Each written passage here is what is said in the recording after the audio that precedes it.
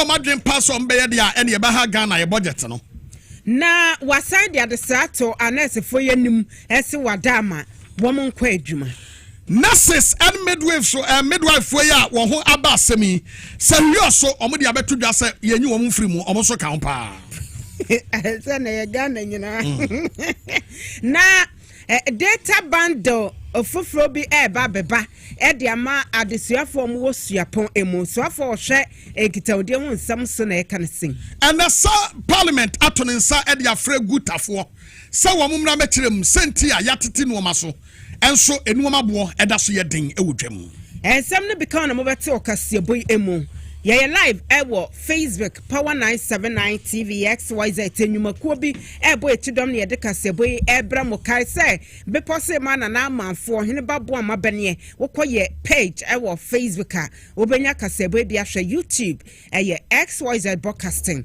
afe yemfasida emma 3P garlic mixture a piwak natural health na diaba hack healthcare at the hack some mixture na capsules aba also town food room anti-cable and so na de Spanish garlic mixture na capsules e ba yem. Let's talk educational consult e bo yechidom sa MTN Ghana one also eta yechi edu herbal clinic Medimosis clinic and prostate center afe yemfasida and so Emma Solak Natural Clinic ese wobo yechidom sa ewo kaseboyi emu Ruta Natural Products eta yechi Power Specialist Seba Hospital Little George Health Shop Ostek Real Estate enyuma queen and aboya simu belta enyume kasebo yadie dwa yede ebramo mukote beka for enyume eyeme be po so hema nana ya 41 amanfo kwalmai agudie papa bi ladies dembo sanafe okumangra diwanf oheneba boama benye afei ensem ne kiremu eni na wowura John Dramani Mahama ene wode empanimfo bi efri enkuro to makomako enum so asia ya wo mu nyina eye aban no anamsifo a wo mo eba krom ha ba betena ha na so obi peso ko mu krom ha wo mahwe ne nkratam ama ne ho kwan ana so obi nso firi krom ho eba ha wo mo ne no adi nkomo ma adwadie ne ho nsensem atumi akoso ene wonu wo mu esia ye e wa bankasiem twetwe nkomo ehwe kwampapa obetumi afaso ama wo man ne puntuo atumi akoso empanimfo a wo mo eba ye bi his excellency bu konhun ono no wo ye ambassador at the Socialist Republic of Vietnam afei ahanosio bi cautionis ahanosio bi cautionis wanonso every Greece ana Lincoln George Donna wanonso High Commissioner Emma Jamaica Antit Moshen wano ambassador Edmund Tunisia ana Edward Induamna Edward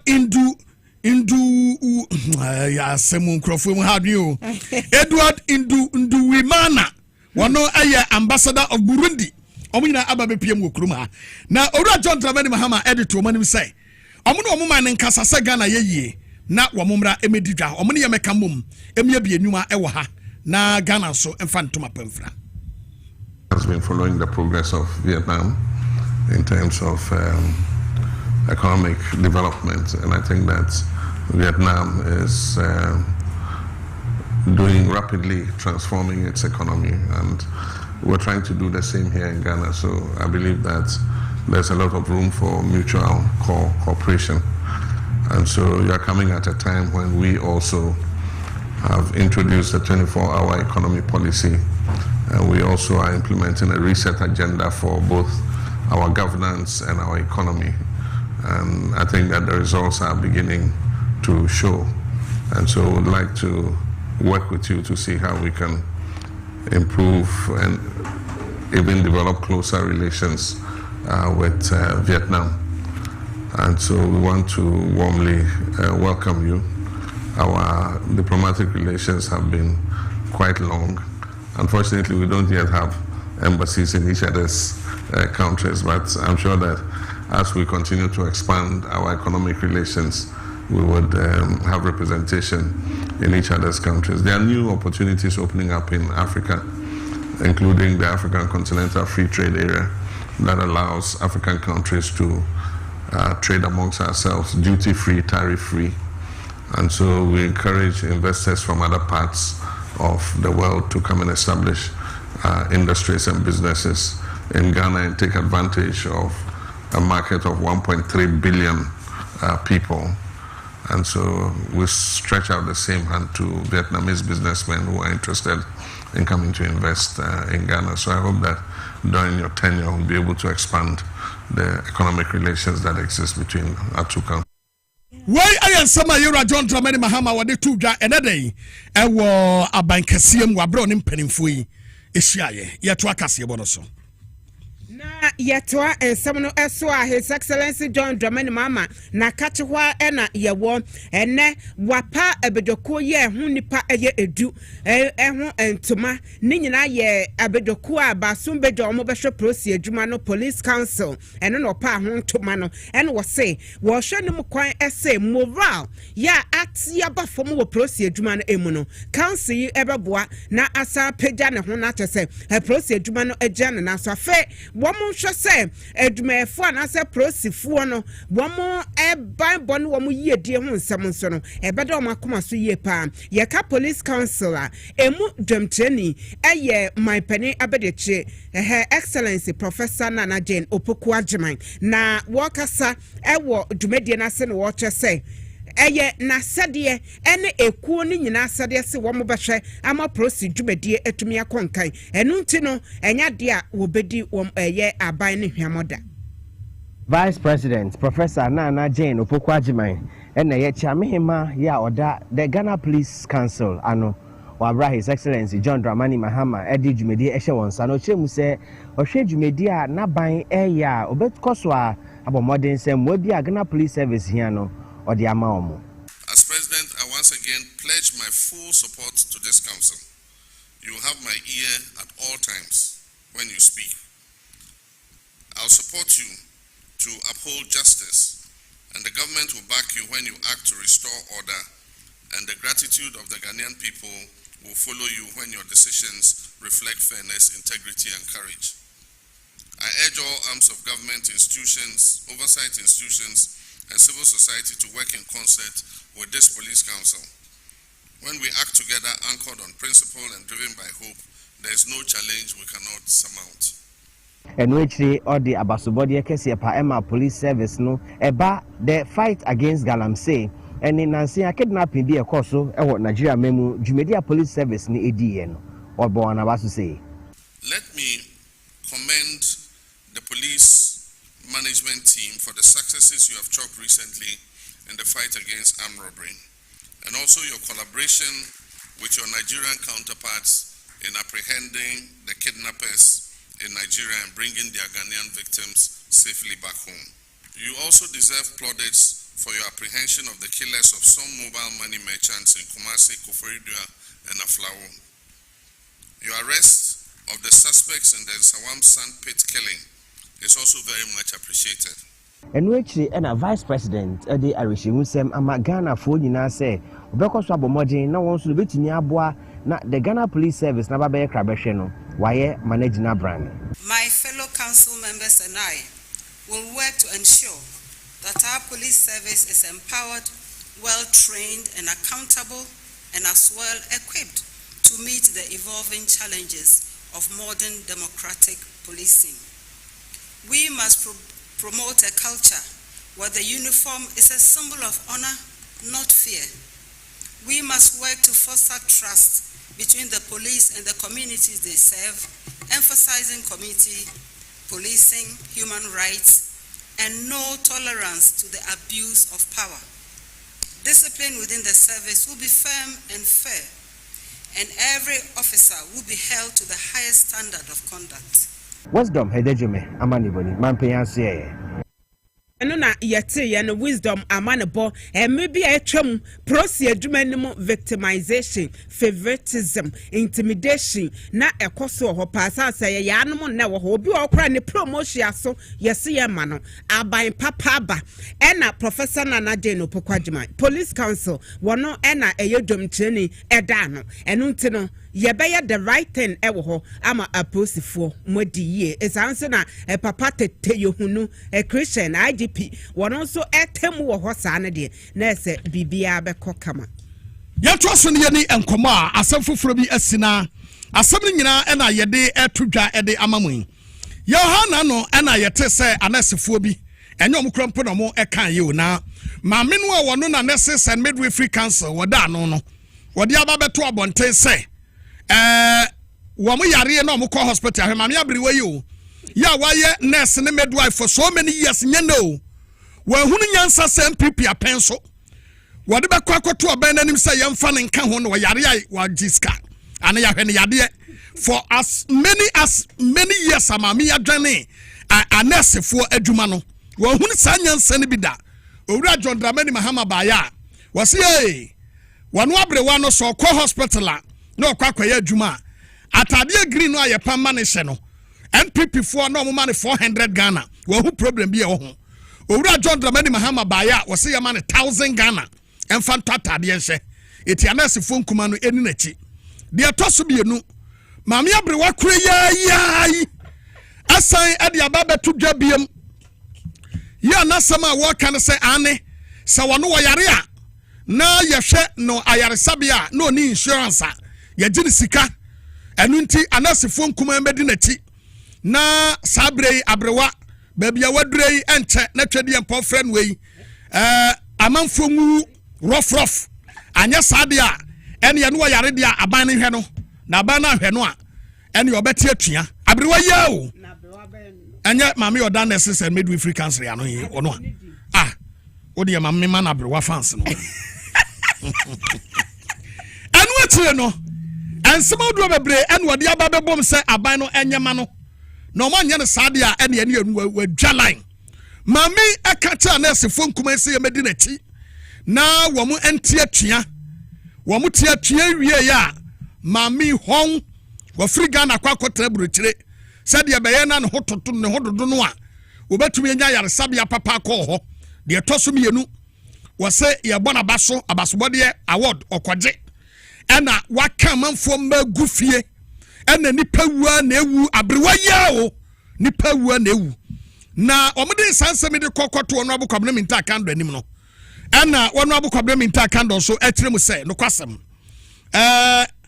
wo ma yade na mom afi budget no afi akoma body sika no ya ma ministry bia de ne hyehyɛ baaye enuoma ebehia won muso ne motrase se enuoma nyina mamfa ma amu amfa nsem amena ya budget ya budget ya afi na mode ababa sempo no media review budget kwa na ebeba na esi bia yeso yemfa nsem a anka ye different na prekopa sorry ya wosimati atua ma cost strike ma yese de ene maami abrewa adaroma adwobre o enti wode atodwa se no kwasem anase fodi man no mbenki ne de ne kwanso ano na emum ye de se budget we mu a enya de beboa yen. Government wishes to stress its readiness to further engage with a view to implementing the conditions of service in a manner that does not dislocate the national budget. We wish to draw attention to the fact that the conditions of service under reference are not captured in the 2025 budget and will completely throw the economy off gear if implemented immediately in the manner it currently exists. We are mindful of the serious economic consequences of unbudgeted expenditure and want to avoid the economic slippages that led to the hardship in the recent past. Na enwoti no ana wopa mo chew se anasefo nkuma mo ni abrewa ati madaroma we di ankebe ya monsamra na mumra meya adwuma enche media review budget ye de baba tu dwanse bia obi bia no aban be ho adwuma de ama muntu ye sramo monsamra biem na mamaye modwuma. Government commits to continue to engage with the nurses in order to achieve a mutually acceptable outcome in the interest of the public. While working around the clock to resolve the impasse, the Ministry of Health has taken the following steps to mitigate the suffering of Ghanaian patients unduly affected by the strike. The ministry will, in the next few minutes, publish a comprehensive list of facilities to complement facilities where nursing services are lacking and where patients can seek health care. Given the urgency of the situation and suffering of the patients, government appeals to public-spirited retired nurses and midwives to volunteer their services for a brief period pending the resolution of the impasse. Why ayan samwa wade atudwa na enwate no wisdom heredome enso eko hobby na wane ene deputy finance minister aye Thomas Ampimnyako ene presidential press call no ehyiae na komotwetwen ene koso a wisdom de bi bai. From the Ministry of Finance, we want to show our commitment to help in resolving this important issue, because our nurses are very, very critical to healthcare delivery, and we appreciate what they do. But the reality is that we have over 120,000 nurses, and the implementation of the current condition of service that they are demanding will have serious consequences for the budget. In fact, if we fully implement it, we are going to add in excess of 2 billion cedis to the compensation budget. We have all committed that in our resolve to reset the economy of this country, we must maintain a 1.5% primary balance surplus every year in order to bring our debt levels to sustainable levels. And so it is important for us to manage expenditure. So we want to appeal to our revered nurses that we are willing to negotiate, to sit with them and the Ministry of Health to agree on a roadmap that will help us incorporate what can be accommodated in the budget for next year.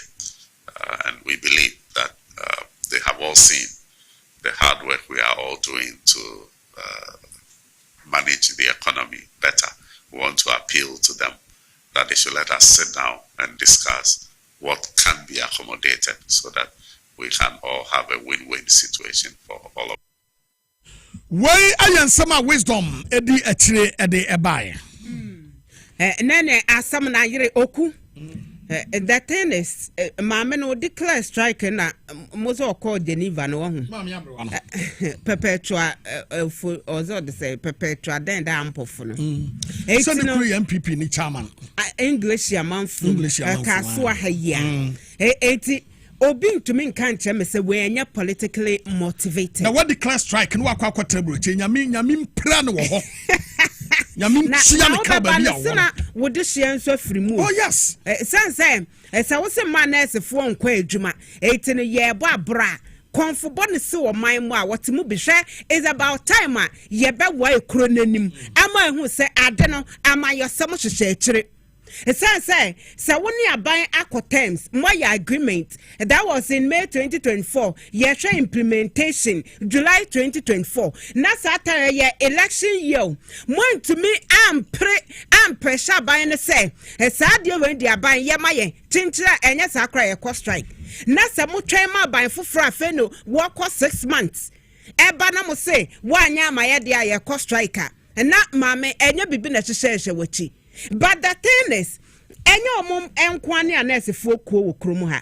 Eti me pacho ye nurse ni midwife na se wutie me a. Mo ankasa mu wo ko ahodo bebre. Nam GH mu ho National Association of Registered Nurses and Midwives Ghana mo ho ada ne mama GRNMA no wo mo penate say wo ma gye ne ma nyina aboso nti ye ka say anesefo bi wo ho a wo mo nka ho a wo mo ye adwuma but esa se obi wo ho a wo no so opa na ho me agye nti no no ode ne ho akwakohyem eti yesre wo hwe is about time a we nurse ni a wo ho anase midwife a bomodin ase wo bema wo child aya we ese GRMA no wonka ho eti wo hye nam ase nam GH na eho no oku etu amutua ne deals no yente wo ho esan say maame abrewe dia wo ka omuko no 150 Ghana bosumi bia na omutio okay wo ye nurse ni ana midwife 150 Ghana yes na sha nurse fo bebrebe ne midwife fo bebrebe enti no sika na busu na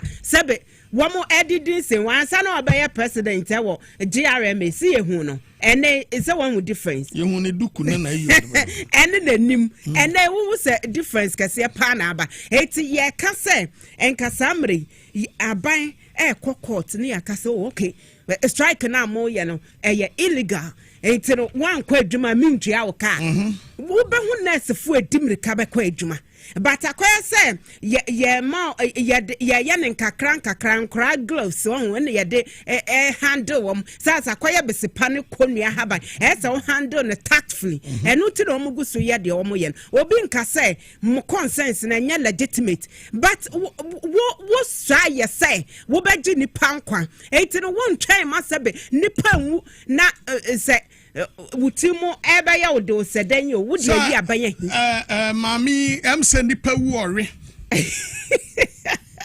so am say we ya wo hu because nipa wu anu wa firi ase ye promote ka suba money we wu nya Ghana ho any class striking we say ye promo kra no ma trans ne yakwa kwadi nkoma wu ni krum ha and what to free what to pia fa jan so when am sifu what to pia fa jan wakwa kope we bia tena na said the ekoso nyina umbrifu no omuri no aka chom se ma mompene na mfa ma na nka seven preduasa na Saturday ye gina so e the cost strike se evie na metie ne obabi o se an aban na ampe space e wo budget mu anfo ma anhede a wo mo entie di aban e ka bia a strike ne de on be koso akọ but the work no so de ne kan no but yenso ye be manate ase se yenso e ya ye bunipa oh yes it is time e was say yen no ye yetemamufo no yes yes ase ne ye de mra ne bi hye yensam na wabrewa bi a waye mefe wuduku sa mefe waye wig it said yes ye de wa hoja so no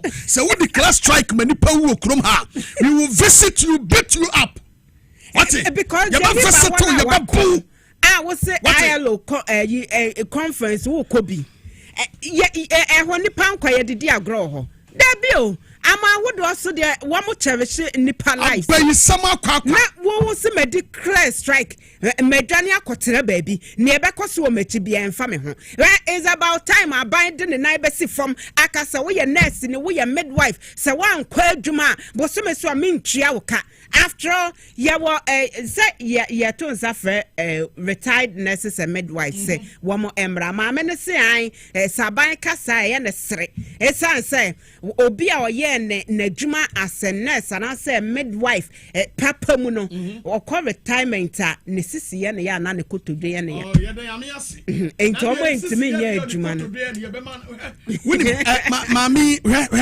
afutu a me de ma nurses and midwifery council mami no midwives association yo asamu a me ka kire wo enne amu ate ase ne se once san wadwen ne nsem hunu no awudie no wanyai na se hospital be a declare say nipa wu because of sadness ni ho a mama wan hwe ye krom ha asetan ni obeka ba bia ene mo twe we say fitinansa ne na omo declare strike ne nipa wu ebu nyasem ketwa awurade wan hwe ya obeka ba bia wo no because wan hwe ya airport ho won lande o bad enkana boys akoma wan hwe ya airport ho won lande because plane no dia de obeka kosi fie o e we english amanfram suban phone be no wako wo free ha kwa pe ba bia atra atade ho cost strike wadwene nya adwuma atade e de nipa nkwa ba biem abante ba ko ye so de kofitonto na oboa baumia as oya vice no and then ya onua ba afrimu ne nua pani den ya yesa strike no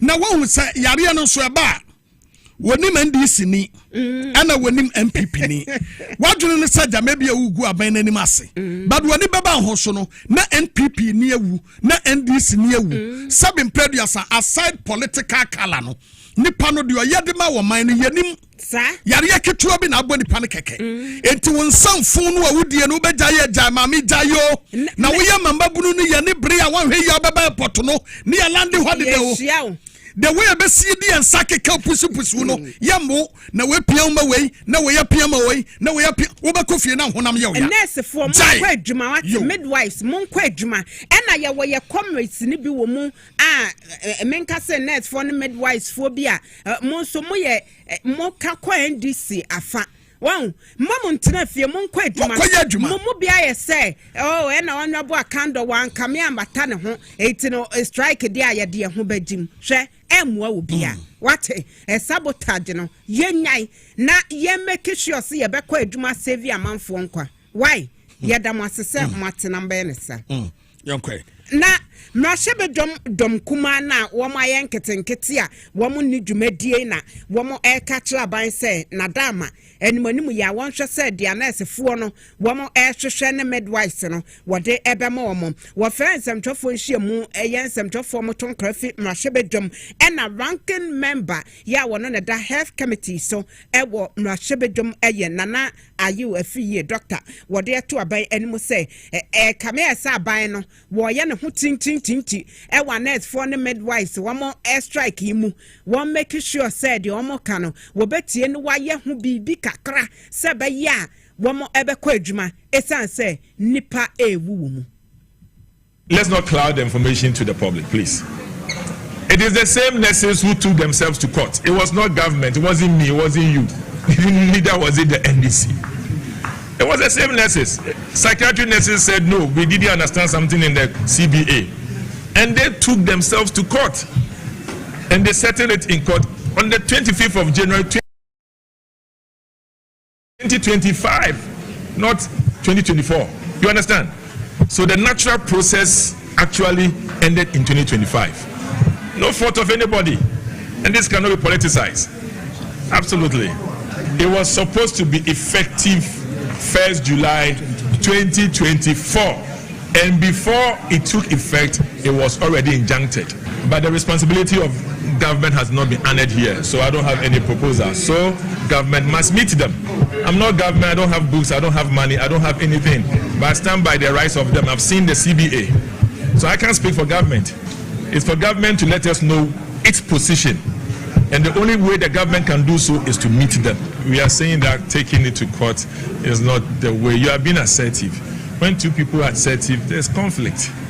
So when one is assertive, one bend a little bit, accommodate, and there's a compromise. So that's what we are saying. What we are saying is that you don't go and say minority appeals to nurses. We haven't. What we are saying is that if government shows good faith to them, that come and sit down, please, may they go to sit by being merciful. In that case, they know some people respect them, and we are saying that, yeah, we support you, but please, when you go, be reasonable. So don't go and say we are appealing, as if we just came here and we just said, we are not appealing, actually. We are saying that government should change their posture, but when they meet them, please, nurses, be merciful. Eno de anya se obi mu apomudi adwumefo aban ene Ghana fo nyina yebuom na emomo no wo ya ma ne bro so nso ana ya waye nimu aka kirew eti enya se aban ne waye ne ho tintin pese wo change ne posture ne nurse fo ne midwives fo ne nso ye na enye kame se wo leadership ne de wo na enjoy ena wo declare strike no eti mu wa kire no members no mo nkwa adwuma Monkwa adwuma wate say ekoba say yesi ye ntua moka mompenefo no wo mo bedidi say wo mo enjoy wo ho mudius no 150 bi a ye gemo no eno no wo mo di no eti mo mamani na ho we ye Dr. Nana Yiu Afriye wono na ye ranking member da health committee so e wo parliament ye da so e wo eho nurse fo e ho ena sahiri osofo e de aba betu dwa say some of the other areas Robels and nurse for the Boha. Wamo Akanam GH for no one year Juma. Now, so I'm with the idea, a camia say, a yamami crofo and qua, and the Waha say, well, Matia Tiame Jumano, a moya Ubabanani pub bar peso, our you and Baba Diarasa and so be anyhow. And no moko to us say, a bayer nurse for Munsambro Mayor Juma. Na Munini Pankwana, the Equasidia and Wasi. Dr. Penia wano no di nsemi edi tu dwa no Dr. Jonathan Mensah and what is ansem we edi tu dwa no what say One bay on my family be on to me. Nemum anase for no sumeka na wamumra meye juma mo se National Labour Commission so say wamumra semimu na ebeyanka strike no o manemre wie. Say si wo prokesima aya na private hospital say wona dɔɔso. Aka say wotwe wani a obenya bebre akɔ ba ha no ba hospital na ye ba akɔpɛ. Ɛno so no capacity no ɛhye na so say ha. Nti say ha no ye shut down totally a on be ye oba hɔ to me handle cases never quite. Until you mom say you bet to me I handle cases maybe. I can OPD any emergency services. You bet to me I handle on so they be able to pressure or private hospital. But services they are affecting the power call was your old patients no one answer you should this assistance and voluntary nurses. Let one motivate you or Baba one normal now you to me actual. Komoni bi sadia tia ne yabo homoden se Saraka Zakaria Tahir Nasa Piero Edema Registered Midwives Association na no mo edi nkomo edi afade ekoso atuate kakraka ya ekoso no na ebre bia duru ya wo se ekuoku ahodo no mo dodo no ano etumika omo hubom na mo so tititi ekuoku ahodo na mo tititi we no mu die no mu esinesresresne sadia be ya enu obetumi akoso say GRM no and the back ane enti na ekame so ma je niema aboso no yakwa huma so na ye ne menua bema Zakaria Tahiru ekotwe komo menua akwaba. Hello, menua Zakaria akwabo. Yo, thank you. Na umpo mboko de. Oh, we are fine. How about you? Me so me ho ye pa nyame adaroma yare mo me ma me yemfa me nko hospital amuni ho. Iti me ho ye. Zakaria mo yadase what say wo adwuma mu? Yeah, we are working. Na ekuo na akọ strike no monka ho. Well, our position has been that as midwives, I speak for the National Association of Registered Midwives. We are in a crisis, but we cannot allow our mothers and the babies to either be in a very critical situation. In catastrophe and wars, the action has always been to protect the mother and the baby. So we, in our opinion, think that in this particular situation, we need to stand by our mothers and the babies while we engage government to have constructive dialogue to see how the situation can be resolved without having to resort to any actions that will further endanger our health system. Yeah. Na ekuo no emu ne wa hena wo mo strike why mo no? Well, the strike action was all of us to go, but somewhere along the line there was some leadership misunderstanding. So our sister union, Ghana Registered Nurses and Midwives Association, they fall for the industrial action. Okay. Then So the industrial action in itself, it's not bad. They are protective means to get what they want. But we think there were other avenues that we needed to explore before all of us unanimously would have taken such a decision. That's why, for now, we think to help our mothers is good. It's important for us as of now.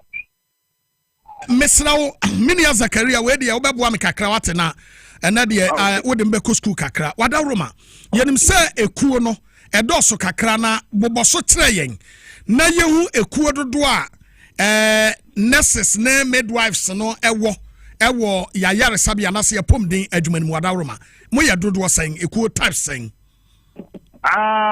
For now we have a lot of what do you call it, organization, nursing union. But those that are satisfied and those that I have knowledge of, we have Ghana Registered Nurses and Midwives, National Association of Registered Midwives, Association of Psychiatry Nurses. Then we have a Union of Professional Nurses and Midwives, and Ghana Registered Midwives Association. So in all, it's about 5 nursing unions that we have. But 4 currently are not in support of the industrial action.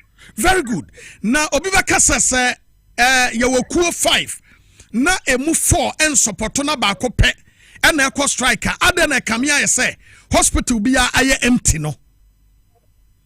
It's not all the hospitals. Okay. And the Ghana Registered Nurses and Midwives is the biggest of all the unions, and they have high membership. But the other unions together combined have some good number of professionals. So it's not all within the nurses, it's not all across all hospitals and health facilities that there are no nurses and midwives. In our area, I can speak, and other areas that we have data from, there are a good number of midwives positioned, and they are helping the mothers at antenatal, in the delivery room, ANC, and other critical care areas. Zakaria Wadaruma, Asamba could be able maybe say why they qualify to be a member of Mumuku Dieno because the same no ne kasa. Enti why they qualify a member? In my union, you mean? Yeah, we union no yeah. Yeah, we are strictly midwives. And if you are not a midwife, you cannot belong to our organization. Oh, okay. The nurse and the midwife are not the same. The work of the nurse and of the midwife, there are disparities, there are differences. So in my union, basically, we try to, it's a union that serves all public sector midwives. And it exists to help protect and promote the interests of all midwives. So I can fairly speak on midwives. Okay. But ye ka say ye nyanente ye se mukuo mani bi ede wo mu ho age strike ya ekoso emu knowingly perfectly say wo mu onase mu de mu nko strike ni bi enso mukuo mani bi de wo mu ho age mu mate na na montuo be na mutu. Can you come again? Me say de me bi san say ye nyanente ye se mukuo ma no mo de mu nko strike mo members ni bi ade wo ho age strike ni mu wabro mu nim pefesa mo de mo nko strike eti anamontuo be na mutu de afa ho. I'm not getting right. Can you help me with a little bit of English? Just a little bit. Me from wo ho. Okay. Very good. Dear maybe son say we've heard say more members and some of your members are on strike. Yes. Okay. We know definitely say you people are not part of this strike, but some of your members have joined the other side to embark on strike. Okay. So what are you people doing? Said your beya members are we joining strike, you know. One bet to me ababekam ho abaye adwuma. Well, we don't have data to that. Okay. We don't have data to that yet. So it may be true and it may not, but where I sit and as a public relations officer, I don't have records to justify that. So in a way, I can disagree, but it's possible anyway. But I can't disagree because I don't have any data to suggest that. The issue is that because of the withdrawal of our sister union, there will be over exhaustion and stressfulness of our members. So sometimes people will have to stay back, rebuild their energy, and then go back to support. Okay. So what are you telling your members? Yeah, currently. For now, we are explaining to them that look, strikes are not bad. They are means to ensure productivity for any union that has to at least improve their condition of services. But what is at hand critical now, midwives is a very critical area. In every crisis, life, death should continue. When you try to stop that particular action, it means it's in humanity in itself that we are trying to stop.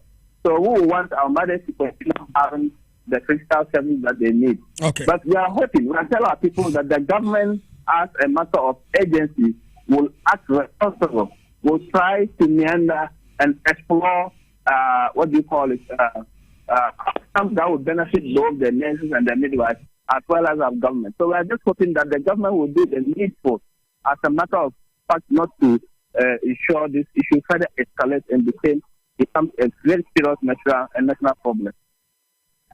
Zakaria, Yabadas, Bibiani Yabasaba saying you. Zakaria Tahil, where Nasser Pierre Edma, Ghana Registered Midwives Association. Yejaso, Etria Hutu, Abayaba, Nkomono. Drakwa, Amwa, Ebetrin Comodia Fasansim, Yabasia.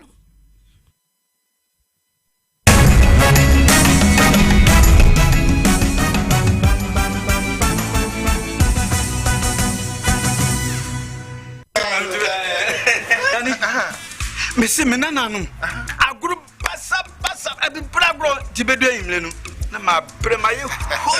As for me, I take very good care of my grandkids. Ye dear grow.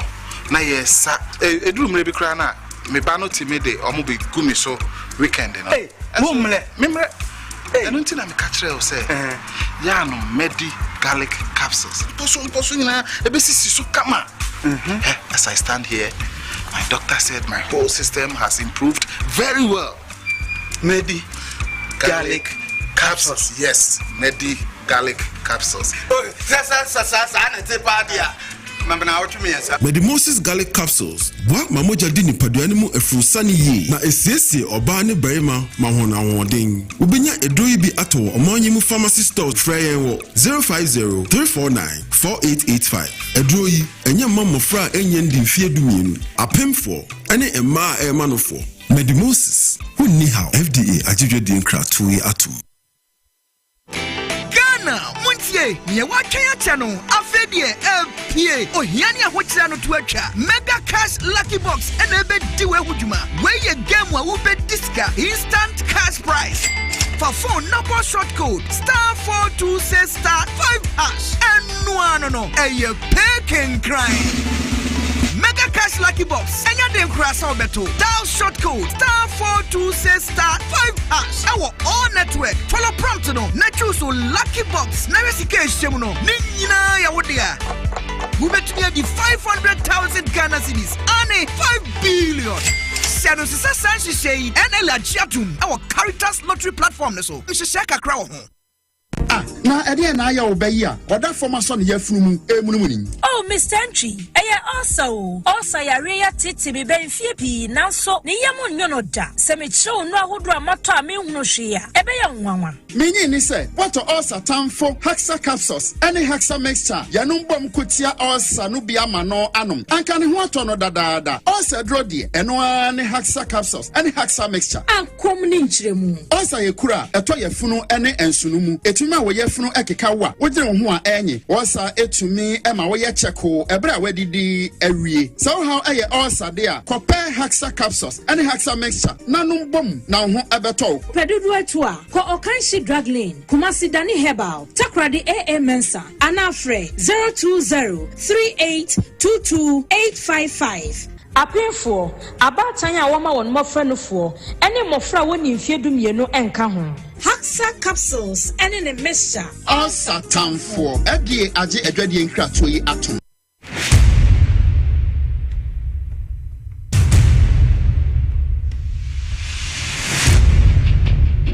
The average human body mass should have at least 60% water for optimal performance in any physical or mental exercise.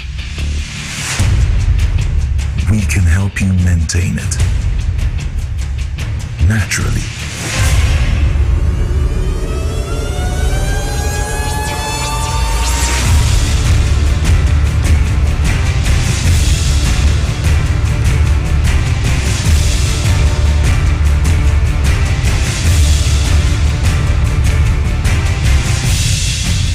Natural mineral water.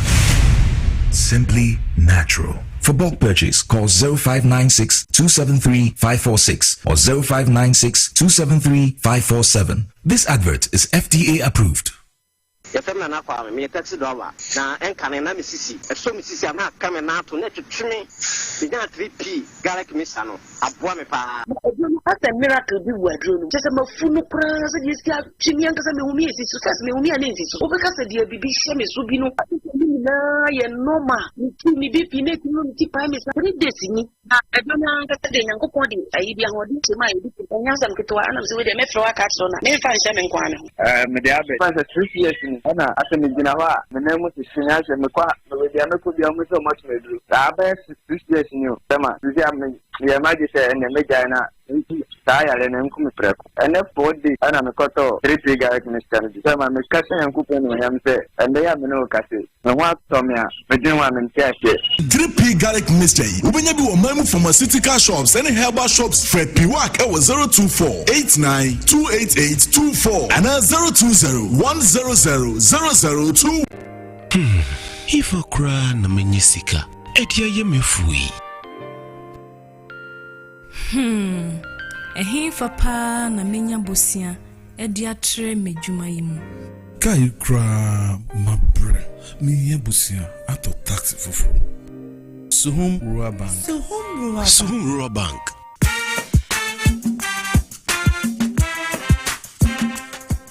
Yema kwa baba Suhum Rural Bank. Ye won hye ya hodo bi te se dwadifo abosia, ekokro bosia, susu account.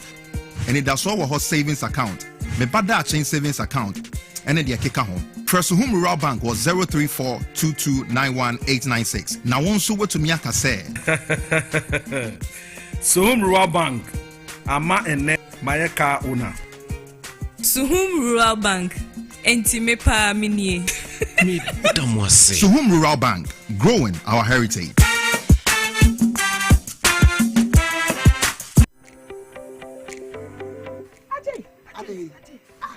Timisi, a trifam at once. Ha, good to drink at the common as a trim famine tinim. Jemmy ja, and the men sem, we am she. Na aye titriti, I mean, who I mean, Jemmy ba.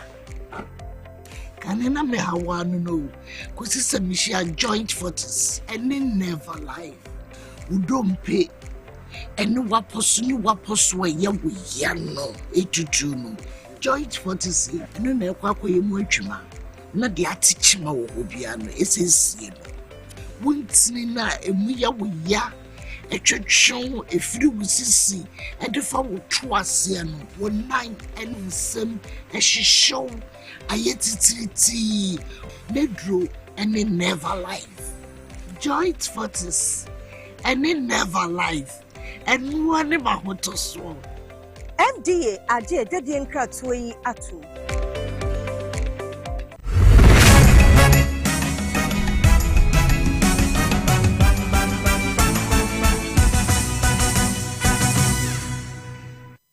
Yadu ase ye mo kwa ba na ene edey ene ba ye ba beto dwa se Committee on Trade, Industry and Tourism ya ewamra se bedwafie ene omato wo sade afre Ghana Union of Traders Traders Association Guta ene omo asia ena Association of Ghana Industries AGI ena the Spare Parts Dealers Association omo no asia ya nkitawudie ni nyina no efa sade ya dollar abafom na city enya hoden agina so petrol bu abafom lorry fare abafom nanso ukodwam anuoma den ya na eye ye omodwen wo monte asentie na omde gutafo ehia ya wo no mo etwetwe komo na tama na makuo no eye Alexander Gabi hoto je wa mune no atwe komo enu obisa se eba sen ena sese ukodwam asesei enuoma bo den ya ena aye must admit that there had been price reduction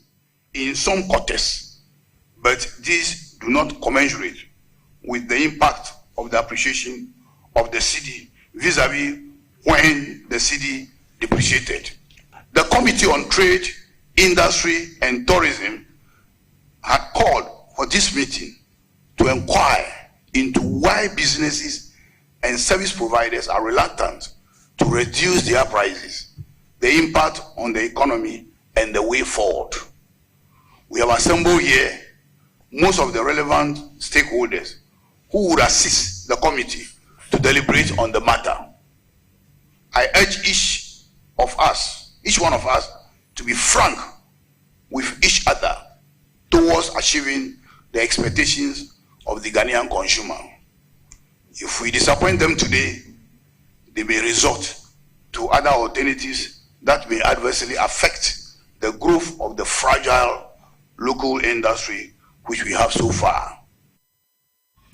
Na mobakaya na wotwe atwam no aboso aka Spare Parts Dealers Association ya won kramantem ha akasaye edifase no man ho na wo de tudwa se wo mu expect san ka beya ka consumers no no ma no a wo mu eba beto no makofa no ma bi agu ho na wo mu pese wo mu eton ewie ansa na o makwa akofa bi na wo de yemfa ne se me ton no ma beposo eye tufo wakwa kotu ade no ebo no wo de aba ena me so makwa koto ade no me koto de afri no ho beposo se wo won ton wie ya wono no enyade a obekwa akofro afofa fofraba me so be se mento me de nwie a etime to wie na me ko bepo so am kotume de no wono so obi gu wono so to wie na chese bosumi enum bosumi nsia afeba akokra no a na chese price no da so si ba bi esi moma yentie sama aboso kaifu bi ade to dwa.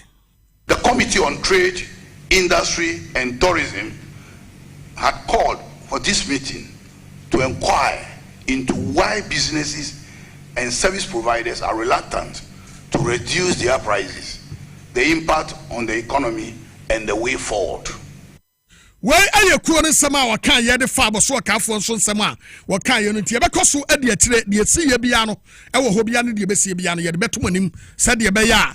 No mabua ayadino, ombetu mi atteso, ama hoto etumi abase sia menemo kase de betumi akache Ghana fo a eto ade ne se okwate se aboso kan se ya obekwa koduru no obawo se Nigeria fo bi e wo market ne mu omo no matete to omo no maso e na te se efomo ene okwa aboso kan ya efo ena brachas mo ene na sefo reason why me bobodin ne se ye obi mo ho mo ye sympathizers of NDC kwabreje mo efomo ene bratas mo omo to engine mo ne light mo na sefo omo no matete to omo nuoma so ena Nigeria fo no so atete so na emum tentire twem PP fo na ewo mu no omo no mo se omo de omo nte so na nte so kira etu kwa okwato ade na ye light ye de ya ne wabisa na wapɛ ba bia fa na wakwakoto eno ano no na wagya ya no de no ama na bo mo so yemfa asede mu oduro emfa ma boafo waso mu a ye de kase ye boy ede ebremu MTN wose ba bia abekobia no owo ho na MTN se yemfa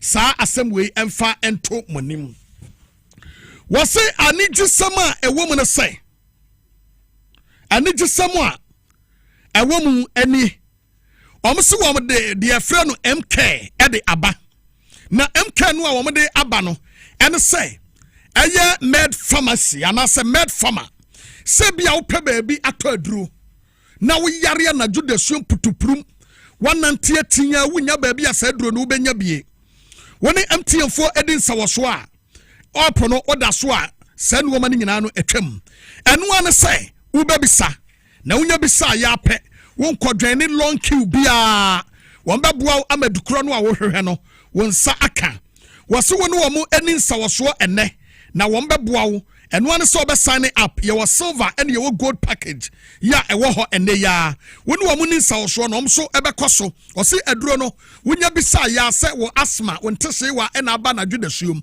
wunya efre ya wo package anase bia wo je package no a eye silver anase gold no omo de beba wabobua no kokoko yeso anya MTN fo ye de waduro no e de aba na ye de abrewo koso na woni MTN eni dwuma na ombekoso asomo sompa ama wani agye mamemfa wei emfa ento mo so na Ghana ni bia ente ase se package no ye da so ewom se bia pesa woni SYZ broadcasting anase TV SYZ edin sawoso ton wo ho ene ye kanfo ama wei se bra bebo odwaton de hu dawuro emfa ho sika se yeso se eswa kese ketwa bebre anakitikiti bi no bra na woni ye emedidwa na wo ba ye beto ye bo ase abo dwumadi hu dawuro kama edi amaw amanije sonko etumi aba wo dia ne se woni ye bedin sa so keke na anije chenchire ne anije sonko ebetumi aba wadaruma ba bia wo bia no se opese wo ne SYZ edi dwuma ana se opese wo ne ye didwa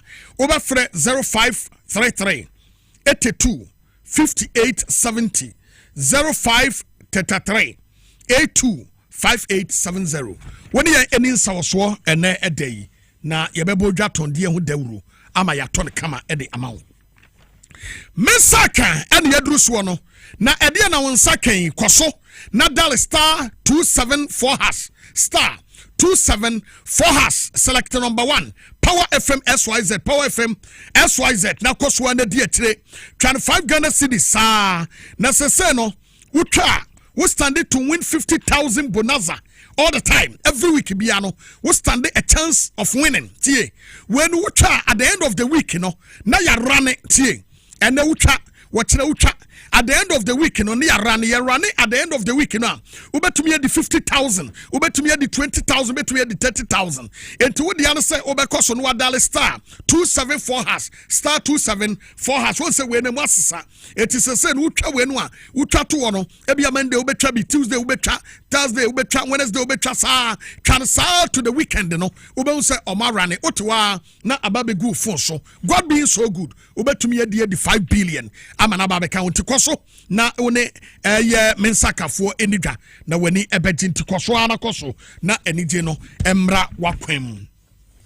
Midwives Clinic and Herbal Center was here for 2 months. Say prostate disorders, sexual weakness, infertility, hypertension, diabetes, sciatica, typhoid, malaria, stroke, and will be a what dental one problem.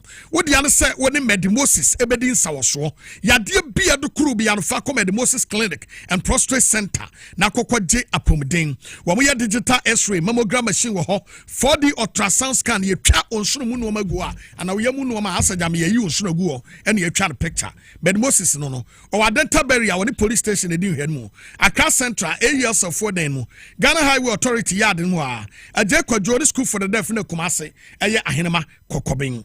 Over to me a phrase of 244 068 447 0244 068 447. Eduaba Clinic, your number 1 herbal treatment area ura apomden de ofan kwa na ebombo de du papa bi de abadwam ye frɛ no SMBTS menua mekanfo sadru ya ma wo ye bema num bi anwumrei wo ye oba num bi ba bi a wokobia anwumrei wo matia pe SMBTS ni bi nanom na wonom obedi adanse papa padro ne yo sɛde esi ya won adwuma no ebro adwene ntiase so etipe bi nom na wani ebegye wate Ghana ha upe baby a ton dro bia wura baby a obenya SMBTS woto na wonchechiremu bia frɛ 0201 044 221 0201 044 221 memanom emanom akwada wanya 6 months to 6 years wode ne kosku a pesku papa na boa no na ene me hu se amanfo ese omo ka hwenshen dictation celebration addiction wation na am say akwada ketua osua hwenshen enso onim he wode ni si bibia ho a wonim me pato let's talk educational consult wo masua no ente sa enye chiwempo what entrepreneurship akwada ketua no edwade yi ebeboa no daache ye kire ne ho ade reading and writing ye personality development IT training akwada ketua osua computer and IT creativity and exploration many things ewo ho a ye kire mo afi wo akyerefo so a for mo bra ne training wo mo ma enije enkoso wo mo tesi ngwa estate Mango Street wo belejo kuku municipal assembly no wo number wo jeso 0249 069 821 0249 069 821 Spanish garlic mixture and capsules. When I say tata wedruno, would you show bebre bad cholesterol, menstrual disorders, arthritis, halitosis, usifita kama, nanum kan, gastric ulcer, ewo yem, ana yadia bay nedunya.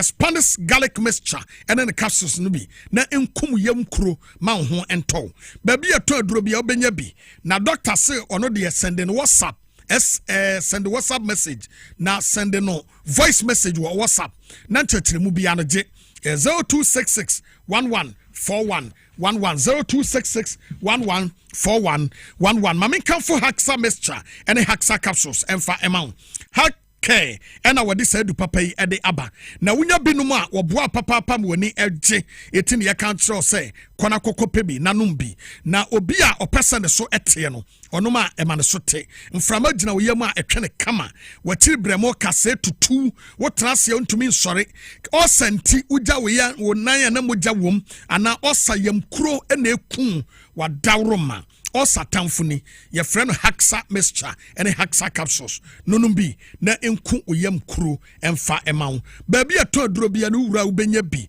ente safre 0240 238 310 0240 238 310 ma menkamfo 3P garlic mixture general body pains ene obi a wire kase abroso wonsa wonan otititi wapo so etutu to say a kurono anase we yefunu mframa ginemu aye bloated ana stress ena edi wunya 3P garlic mixture piwak natural health wodi aba no a wonoma eboawo piwak aduro eyedu papa etia numbi na emwa Ghana ha de akoda wonya 12 years no emane numbi na oba wonyem ene oba wo ma akoda no fo so enumbi obatumi ya friend was 0248 928 824 0248 928 824 Solak Natural Clinic wase ena memfa mumfa area ha na menkantre say obia wo awo ho problem wanante wanya wo obia ne kidney problem wo ho obia ne liver problem aba ho obia ne nase etatai woda na jo wontumi na ne prostrate yese wanya prostate cancer anase wodwonso a wote ya wanya edwonso mu yade ene obia wanya namu yade ne yade bia no Fabra Solak Natural Clinic na bedia pomden no nsaw yade oba ye lab ansana yamwaduro owon kran ha kokomlemle wo ben Harvard Senior High School no the number is 0553 93 2631 0553932631 Ostek Real Estate in Sase Papa Ewura Enono on Sase Ewododowa Ayikuma Asebi do you mu afienya do wenya ene shy hills on Sase wo ha ne boefu etimesro pa Sase ato ne bo efu a eya no akwa kwajibi Obatumi from 0244 684 069 0244 684 069 Little George Health Shop Little George otonro na djuma waya ne so no de otonro etiduro bia wo hwehwe wunya bi no frɛ no obenya bia ma won de na djuma no wanya duro oton aduro eti frɛ no aduro bia opɛ bia to bia no frɛ Little George na wo ma obi owo tema community 5 wo che PV obin runabout any presby asafo no ntemu a Okoa Mr. Koa Plus Mr. Dominion Herbal Powder vitamins Mr. K wo ho vitamin and minerals yeah the foreign herbs and local ediaye wo healthy juice be to say carrot cranberry wo ginger blueberry juice aloe vera gel wo ni nyina bi e wo ho freno e wo 0243 140 213 0243 140 213 afa power specialist eba hospital Mame Beatrice akosua de ya waso ye bema obema na fon aye ketekete e ma di nwa agro ne de ma fans 2 minutes man wada roma kohuno jiri obema obi anom ye won capsules ena ye wo ni nsuo e wo ho na wonum jiri na wo de hebatin mixture e de piso a ene ye no awie kra wo ho obe se ono ankasa e pie te se atetede a waka kosem no pie ba no sa pepepe nete obe se ho atofon obeje fans foforo ama wani age eti jiri memaduru ena hebatin mixture wonum bia eboawo wobenya edure bi oba to duro bia wo kon wanya bia frɛ wo kon na wanya bia frɛ na genkyeremu wanya bia frɛ wanya bi nso afrɛ 0200 38 31 0200 38 31 finally a Ruta natural product or the Ruta mixture ye to malaria fever say aba unya binum a ho to Ruta nro eduro bia gen kwa Ruta mixture e malaria fever suro ni tatare Ruta titanic mo amonum sa duro we bia no e typhoid duro ntiata anom na ho beto Ruta life na ne srade ni padua mu hohuru mu e ma ho toba Ruta nro na duro bia gen kwa 0244 5034 43 0244 503443 na omade she hana nsema wodo ayebo ano de bremo enwumre se Power TV XYZ Radio XYZ no siabem kase bono yesita wasase dan koma gift wose yem efi ofa bia tai ye chiko feed the boy any team kan nyama pomate ku akua krante ma munyina eboa ema ye boa ansem ya no eba ye enwumre mokote bekafo eyeme be po so hema nana ya fori wa amanfo komai agudie papa bi Ladies Dembo Senafe. Okumangra Diwanf or Heneba Buama Benye Yadamunas.